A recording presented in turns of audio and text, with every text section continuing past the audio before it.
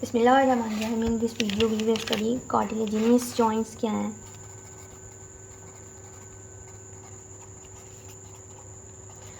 Cartilaginous joints जो है joint bye नाम से पता चल रहा है, they are joint with the help of the cartilage. इसकी हमारे पास आगे टू टाइप्स हैं, they could be primary cartilaginous joints या फिर secondary cartilaginous joints.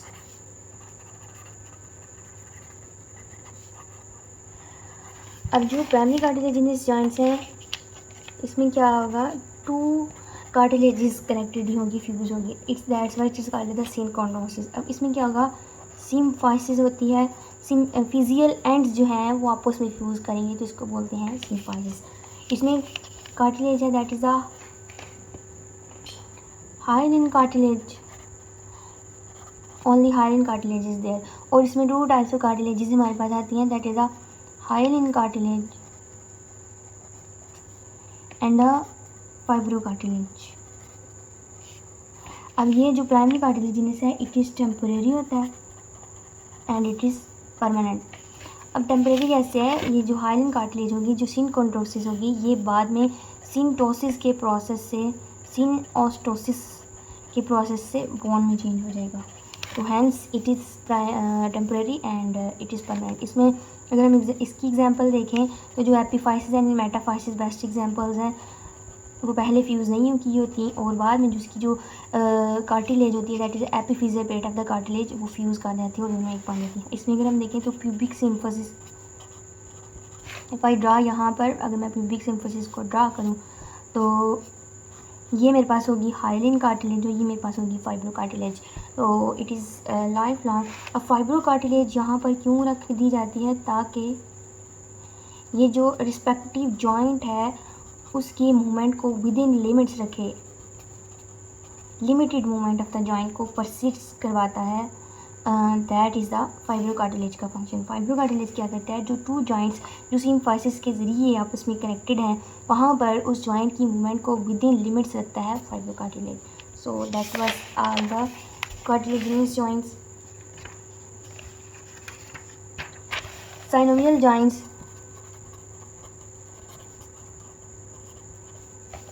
are the most mobile joints। और इसमें डिफरेंट प्लेन एंड एक्सिस की बेस पर इसकी डिफरेंट आगे टाइप्स हैं। प्लेन टाइप होगी, यूनिएक्सियल, बाईएक्सियल, मल्टी एक्सियल। इसके कैरेक्टर्स हम देखते हैं तो इसमें जो कार्टिलेज हैं, two types of the cartilages are there, that is the articular cartilage and the fibro cartilage.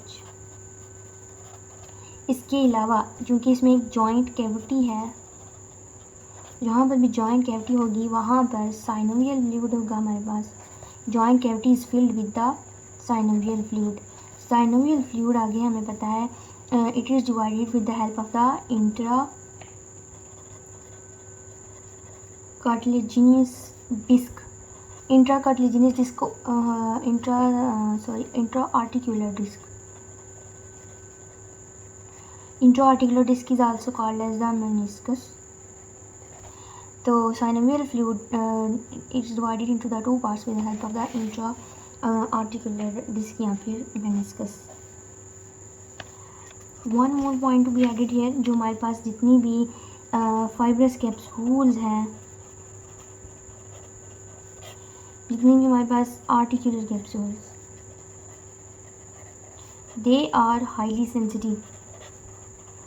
Why highly sensitive? क्योंकि they have rich nerve supply. वहाँ पर सेंसेशन को डिटेक्ट करने के लिए रिच नर्व सप्लाई है। तो यहाँ पर मिनी जो है कह लें कि मिनी नीडल लाइक पेन भी यहाँ पर एक ग्रेट सेंसेशन कॉज कर सकती है। तो इसी बेस पर हमारे पास एक लॉ करेंगे, थ्योरी करेंगे, that is the watch dog. Watch dog action of capsule क्या है, ये अपनी रिच नर्व सप्लाई की बेस पर जो जॉइंट की मूवमेंट है वहाँ पर रखता है चेक, उसको रखता है control. So this is called as a watch dog action of the capsule. So that was all the synovial joints and their characters. Blood supply अगर हम देखें, जॉइंट को ब्लड सप्लाई कहाँ से मिल रही होती है? अगर हम इसको डिटेल में देखें तो जो बेसिकली जॉइंट्स के हैं आर्टिकुलेशंस हैं, तो आर्टिक्यूलर आर्टरीज जॉइंट्स को सप्लाई करेंगी। कैसे सप्लाई करती हैं? जो आर्टिकुलर आर्टरीज हैं दे फॉर्म द प्लेक्सस। ये प्लेक्सस बनने के बाद फाइब्रस कैप्सूल को पेयर्स करेंगी। वहाँ पर पेयर्स करने के बाद ये बनाएंगी अगेन से एक प्लेक्सस बनाएंगी। Then it enters the synovial membrane and supplies the synovial membrane. और जब ये साइनोवियल मेम्ब्रेन को ये प्लेक्सस सप्लाई करेगा तो इसको हम बोलते हैं सर्कुलस वेस्क्यूलोसिस।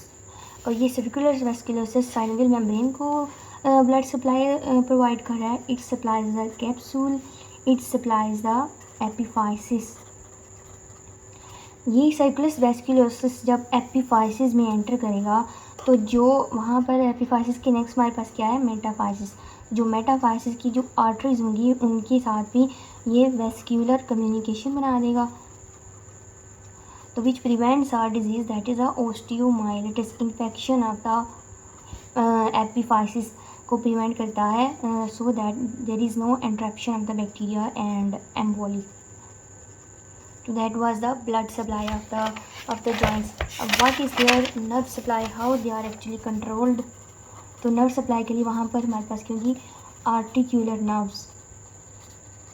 यहाँ पर एक इम्पॉर्टेंट पॉइंट है, जो प्रोप्रियोसेप्टिव फाइबर्स होंगे इन नर्व्स के, प्रोप्रियोसेप्टिव फाइबर्स वो उनकी movement and position of the joint को करते हैं कंट्रोल। एक और इम्पॉर्टेंट पॉइंट है that is the Hilton's law.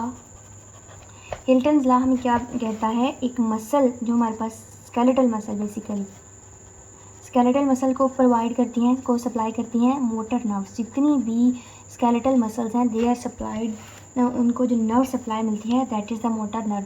अब ये जो मोटर नर्व जिस मसल को सप्लाई कर रही है उसी मोटर नर्व ने उस मसल के रिलेटेड जॉइंट को सप्लाई करना है and the skin covering the joint. So this is the Hilton's law. Joint की स्टेबिलिटी हम देखते हैं। जॉइंट है तो वहाँ पर ऑब्वियसली कुछ ना कुछ मैकेनिज्म होगा to make it stable. Joint stability comes from the attached muscles and the attached ligaments, attached bones. So that was all about joints.